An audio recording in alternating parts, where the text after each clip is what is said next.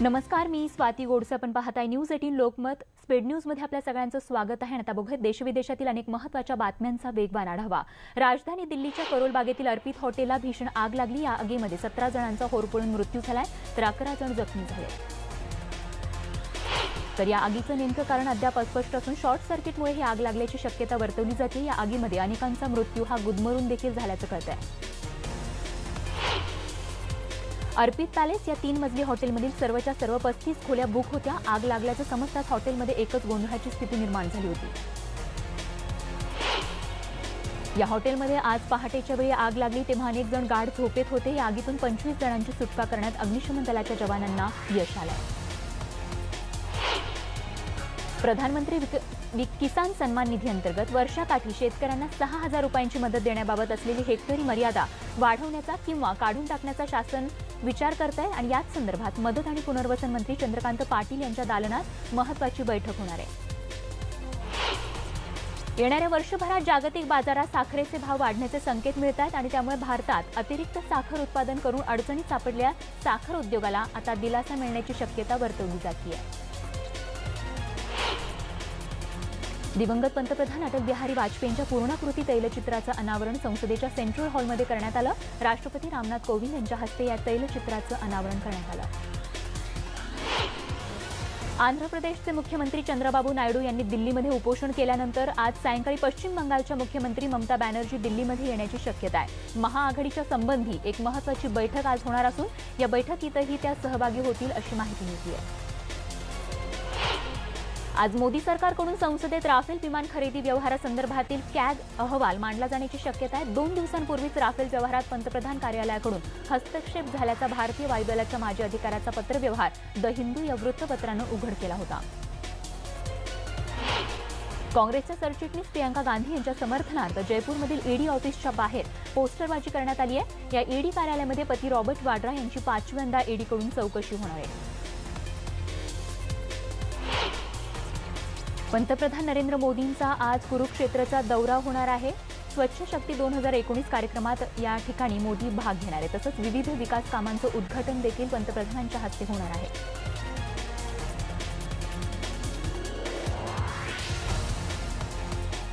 तर नरेंद्र मोदींचा आज कुरुक्षेत्रचा दौरा आहे. त्यांच्या हस्ते या ठिकाणी विविध विकास कामांचं उद्घाटन होणार आहे आणि त्यासाठी आज ते कुरुक्षेत्रच्या दौऱ्यावर आहेत.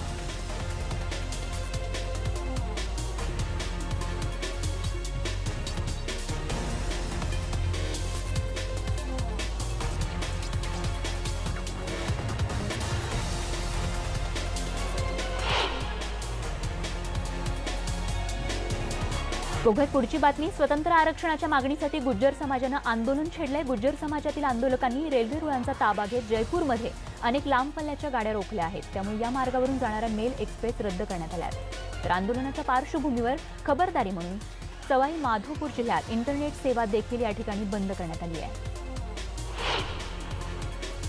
बातमी पुण्यातून. पुण्यातले माहिती अधिकार कार्यकर्ते विनायक शिरसाट यांचा संशयास्पद मृत्यू झाल्याचं उघड झालंय. शिरसाट यांचा मृतदेह ताम्हणी घाटात सापडलाय. शिरसाट बेपत्ता झाल्याची तक्रार त्यांचे भाऊ किशोर शिरसाट यांनी 30 जानेवारीला भारतीय विद्यापीठ पोलीस ठाण्यात नोंदवली होती आणि त्यावरून भारतीय विद्यापीठ पोलीस अपहरणाचा गुन्हा दाखल केला होता.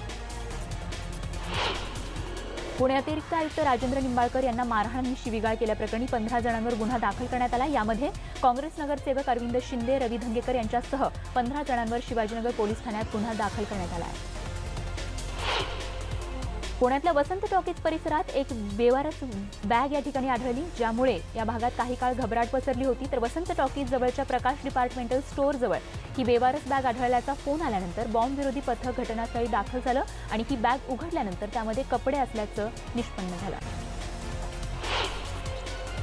मला शेतातल्या बैलगाडीत बसायचं आहे अशी इच्छा व्यक्त केली मिसेस मुख्यमंत्री अमृता फडणवीस यांनी. पिंपरी चिंचवडमधल्या इंद्रायणी थडी जत्रेत त्यांना बैलगाडीतूनच मंचावर आणण्यात आलं. यावेळेस त्यांनी रॅम्प वॉकही केलाय.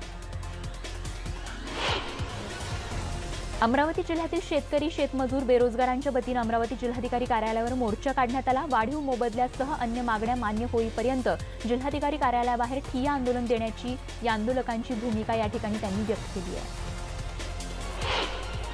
जालन्यामध्ये 30,000 सामूहिक सूर्यनमस्कार करून आगळ्या वेगळ्या पद्धतीने आजचा रथसप्तमी या ठिकाणी उत्सव साजरा करण्यात आला. पतंजली योग समितीच्या वतीनं आज सूर्यनमस्कार दिन साजरा करण्यात आला. उमाबाई क्षोत्रिय या 65 वर्षीय महिलेनं सलग 217 सूर्यनमस्कार करत सर्वांचं लक्ष वेधलं.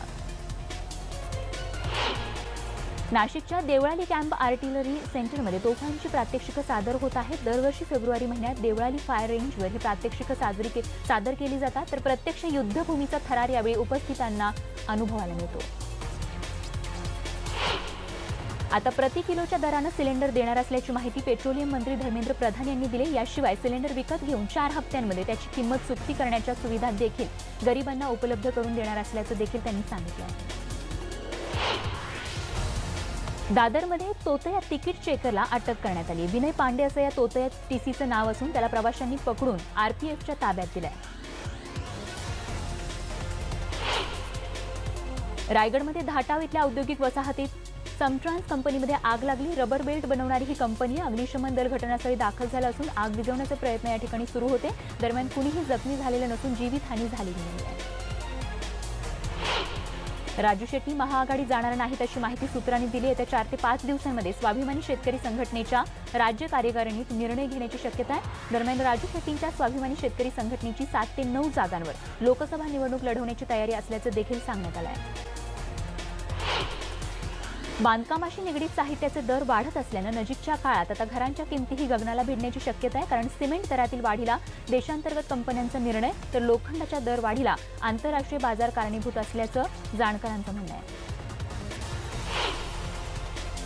कुलाबा वांद्रे सेप्स या मेट्रो 3 प्रकल्पातील आरे डेपो ते दादर आणि ओसीसी बिल्डिंग दरम्यान एकूण 13 स्थानकांमध्ये लिफ्ट यंत्रणेसाठी क्रेनिक्स अँड आयएफई समूहाची निवड करण्यात आली. जास्त प्रवासी वाहून नेण्याची क्षमता, ऊर्जा बचत आणि रेडिओ फ्रिक्वेन्सी अशा आधुनिक तंत्रज्ञानाचा वापर यामध्ये केला जाणार आहे.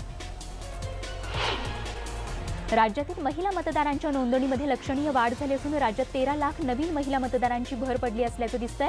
सरकारने महिला मतदारांचा सहभाग वाढावा यासाठी मतदार नोंदणीचं विशेष अभियान राबवलं होतं आणि त्यामुळेच महिला मतदारांच्या संख्येत लक्षणीय वाढ झाली असल्याचं एका वरिष्ठ अधिकाऱ्यांनी सांगितलं. कॅन्सर होण्याचं प्रमाण सातत्याने वाढतंय. राज्याच्या कानाकोपऱ्यातून जे रुग्णालयामध्ये येणाऱ्या रुग्णांना टाटा कॅन्सर रुग्णालयातील तज्ज्ञ डॉक्टरांची मदत आता यापुढे उपलब्ध होणार आहे आणि त्यासाठी जे रुग्णालयाच्या कान नाक घसा विभागामध्ये टाटा कॅन्सर रुग्णालयातील तज्ज्ञही यापुढे उपलब्ध असतील. मुंबईतील नदी नाले आणि समुद्रात होणारं प्रदूषण टाळण्यासाठी मलनिस्सारण वाहिन्यांचं जाळं बळकट करण्यासाठी पालिकेने विशेष प्रकल्प हाती घेतलाय. नवीन मलनिस्सारण वाहिन्या टाकणं, सांडपाण्यावर प्रक्रिया करणं, पंपिंग स्टेशन आदी प्रकल्पांचे 3 टप्प्यांमध्ये काम या ठिकाणी सुरू झालंय. मुंबईमध्ये कांजण्याची साथ पसरली आहे. वातावरणामध्ये सतत होत असलेले बदल आणि घटत्या तापमानामुळे कांजण्याची साथ सुरू झाली आहे. सरासरी 5 ते 6 दिवस कांजण्याचा त्रास होत असला तरी देखील ही लक्षणं अंगावर काढू नयेत असं आवाहन बालरोग तज्ज्ञांनी केलं आहे. मुंबईमध्ये आणखी 20 ठिकाणी 2.5 ते 3,000 घरं बांधण्याचं मुंबई गृहनिर्माण मंडळानं जाहीर केलंय. मुंबईकरांसाठी 2022 पर्यंत 8,000 घरं अल्पगटासाठी सोडतीसाठी उपलब्ध असतील असा विश्वास म्हाडातर्फे व्यक्त करण्यात आला आहे. अप्पर मुख्य सचिव मेधा गाडगीळ यांची सोमवारी मंत्रालयातील महाराष्ट्र राज्य वित्तीय महामंडळाचे अध्यक्ष आणि व्यवस्थापकीय संचालक म्हणून बदली करण्यात आली. तसंच सोमवारी आणखी 3 आयएस अधिकाऱ्यांच्या देखील बदल्या करण्यात आल्या आहेत. सीमांकन पूर्ण होताच शहरातील कोळीवाडी आणि गावठाण मुंबईच्या विकास आराखड्यात सहभागी करून घेतले जातील अशी माहिती सोमवारी महापालिकेचे अतिरिक्त आयुक्त आबासाहेब जराडे यांनी सभागृहात दिली. धुरकट हवामानाचा मुंबईच्या छत्रपती शिवाजी महाराज आंतरराष्ट्रीय विमानतळाला सोमवारी फटका बसला. 90% विमानांची उड्डाणं उशिराने झाली तर काही विमानांना 2 तास खोळंबून राहावं लागलं. खासगी विमानसेवा कंपनीतील स्पाइसजेटच्या नफ्यामध्ये मोठ्या प्रमाणावर घट नोंदवण्यात आली. ऑक्टोबर ते डिसेंबर या तिमाहीमध्ये स्पाइसजेटचा नफा 77% 55 कोटी रुपयांवर स्थिरावला. सायन पनवेल महामार्गावरील उड्डाणपुलाच्या काँक्रिटीकरणाचं काम सार्वजनिक बांधकाम खात्यानं हाती घेतलंय. मात्र या कामांचा फटका इथल्या वाहतुकीला बसत असल्याचं बघायला मिळत आहे. गेल्या आठवड्यापासून मुंबईला हुडहुडी भरवणारी थंडी आता ओसरली आहे. मुंबईमध्ये सोमवारी कमाल तापमान 35 अंश सेल्सिअस पर्यंत नोंदवण्यात आल्याचं हवामान खात्याने सांगितलं आहे. पोलिसांनी वाहन चालवताना हेल्मेट घालाच असा दट्ट्या पुन्हा एकदा वरिष्ठ अधिकाऱ्यांनी मुंबई पोलीस दलातील अधिकारी कर्मचाऱ्यांना दिलाय. शहरातील सर्व पोलीस उपायुक्तांना त्यांच्या अधिपत्याखालील पोलीस ठाणी शाखांमध्ये या सूचनांची अंमलबजावणी करण्याचे आदेश दिले. मुंबई विद्यापीठाच्या 9 लाख पदव्या डिजिटल बँकेच्या अंतर्गत ऑनलाईन झाल्या आहेत. 2014 ते 2018 या कालावधीतील पदव्या ऑनलाईन झाल्यानं बोगस शैक्षणिक प्रमाणपत्रांवर अंकुश बसणार आहे. मुंब्रा बायपास रस्त्यावर काल झालेल्या 2 भीषण अपघातात 3 जण मृत्युमुखी पडले. तर मुंब्रा बायपास तर हा जो मार्ग आहे मुंब्रा बायपास या ठिकाणी रस्त्याच्या सुरक्षेसाठी व्यापक उपाययोजना झाल्या नसल्यामुळेच या भागात सातत्यानं अशा प्रकारे अपघात घडतात. बोरिवलीच्या संजय गांधी राष्ट्रीय उद्यानाच्या वाहनतळाचे बांधकाम शेवटच्या टप्प्यात असून मार्च महिन्याच्या अखेरीस हे वाहनतळ खुलं होणार आहे. त्यामुळे पर्यटकांना आपल्या खासगी दुचाकी आणि 4 चाकी वाहनांसह उद्यान परिसरात फिरता येणार आहे. कल्याण वाहतूक पोलीस आणि आरटीओनं वाहतूक नियमांचं उल्लंघन करणाऱ्या वाहन चालकांवर कठोर कारवाई सुरू केली आहे. मागील 2 महिन्यांमध्ये वाहतूक पोलिसांनी जप्त केलेल्या सुमारे 250 वाहन चालकांचे परवाने आरटीओनं रद्द केले. आरटीओनं पीएनपीच्या मागील महिनाभरात 12 बसेस योग्यता प्रमाणपत्र रद्द या बसेसची करण्याची नोटीस या ठिकाणी दिली आहे. त्यामुळे या बसेस मार्गावरून आता बंद करण्यात आल्या आहेत. 2019-20 या आर्थिक वर्षासाठीच्या 2,263 कोटी 95 लाख रुपयांच्या अंदाजपत्रकाला वसई पालिकेनं मंजुरी दिली आहे. मोफत आरोग्य सेवा, नवीन उड्डाणपूल, सफाई कर्मचाऱ्यांसाठी घरं तसंच अत्याधुनिक वाचनालय आणि उद्यानांचं सुशोभीकरण आदी विविध योजनांचा यामध्ये समावेश आहे. MMRDAकडून वडाळा घाटकोपर ठाणे मेट्रो प्रकल्पासाठी 14,549 कोटी रुपयांची तरतूद करण्यात आली आहे. बांधकामात अडथळा ठरणाऱ्या 478 वृक्षांपैकी काही वृक्ष या ठिकाणी जुने असल्याचं कळत आहे. रायगड येथील धाटाव इथल्या औद्योगिक वसाहतीत समट्रान्स कंपनीमध्ये आग लागली होती. रबर बेल्ट बनवणारी ही कंपनी असून अग्निशमन दलाच्या जवानांकडून या ठिकाणी ही आग विझवण्याचे प्रयत्न करण्यात आले, ज्यामध्ये सुदैवानं कोणीही जखमी झालं नसल्याचं कळत आहे. मुंबई महापालिकेचा महत्वाकांक्षी कोस्टल रोड प्रकल्पाला नागरिकांचा विरोध वाढत आहे. वरळी पाठोपाठ आता ब्रिज कॅन्टीन, एपीएमसी रोड आणि गॉर्डन रोड परिसरातील स्थानिक नागरिकांनी देखील या प्रकल्पाला विरोध केला आहे. हाती असलेले प्रकल्प पूर्ण करून 2 वर्षांमध्ये ठेवीदारांचे पैसे परत करून काही रक्कम शिल्लक राहील अशी माहिती बांधकाम व्यावसायिक DS कुलकर्णी यांनी न्यायालयात दिली आहे. मला वृद्धाश्रमामध्ये ठेवा अशी मागणी देखील त्यांच्याकडून करण्यात आली आहे. नागपूरच्या फुटाळा तलाव परिसरातील चौपाटीजवळ तरुणींमध्ये झालेल्या मारहाणीचा एक व्हिडिओ व्हायरल झालाय. तरुणींचे 2 ग्रुप फुटाळा परिसरात आले होते आणि तेव्हा त्यांच्यात झालेल्या वादाचं रूपांतर नंतर हाणामारीमध्ये झालेलं बघायला मिळालं. नागपूर मेट्रोची येत्या 14 फेब्रुवारीला ट्रायल रन घेण्यात येणार आहे. RDSO 19 किलोमीटरच्या मार्गाचं परीक्षण करणार असून खापरी ते सीताबर्डी आणि लोकमान्य नगर ते सुभाषनगर या मार्गावर मेट्रोची ही ट्रायल रन घेण्यात येईल. नागपूरचा शहीद गोवारी उड्डाणपूल वाहतुकीसाठी पुढील 10 दिवस बंद राहणार आहे. मेट्रोच्या स्टील गर्डर ब्रिजचं कार्य सुरू होतं आणि त्याचमुळे हा निर्णय घेण्यात आला. कडाक्याच्या थंडीपासून नाशिककरांना अंशतः दिलासा मिळाला आहे, कारण आता किमान तापमान हे 10.5 अंशांपर्यंत वर सरकल्याचं बघायला मिळतंय. नाशिक पालिका आयुक्त राधाकृष्ण गमे यांनी मुंढेंनी केलेली करवाढ कायम ठेवली आहे. या ठिकाणी त्यांनी लागू केलेला कर तसंच त्याचबरोबर बिल्टअप क्षेत्रावरती कर आकारणीचा निर्णय वगळता करवाढ कायम ठेवण्यात आल्याचं कळत आहे.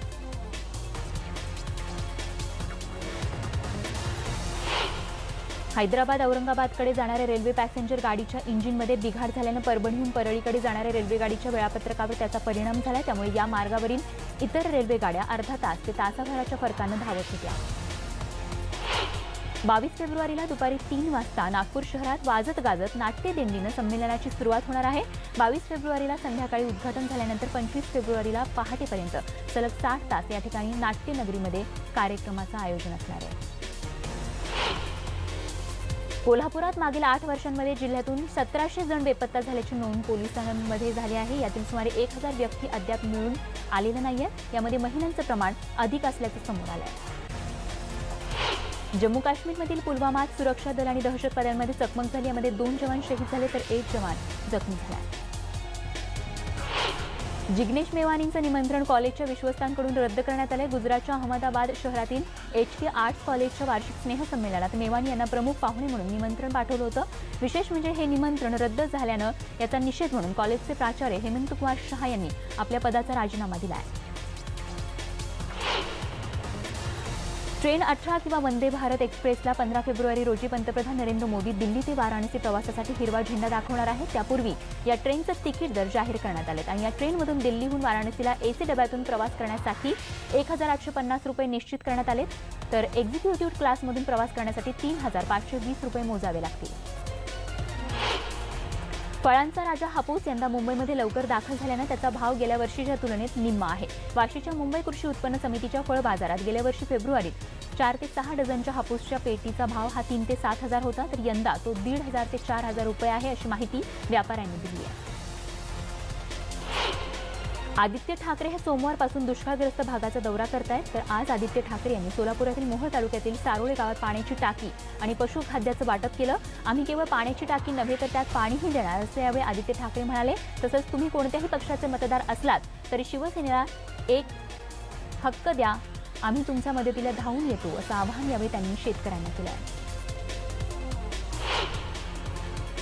अहमदनगर पालिकेच्या पाण्याच्या टाकीचं बांधकाम देहरे गावात चालू असताना स्लॅब कोसळल्यानं 7 जण गंभीररित्या जखमी झाले. जखमींना नगरच्या शासकीय रुग्णालयात दाखल करण्यात आलं आहे.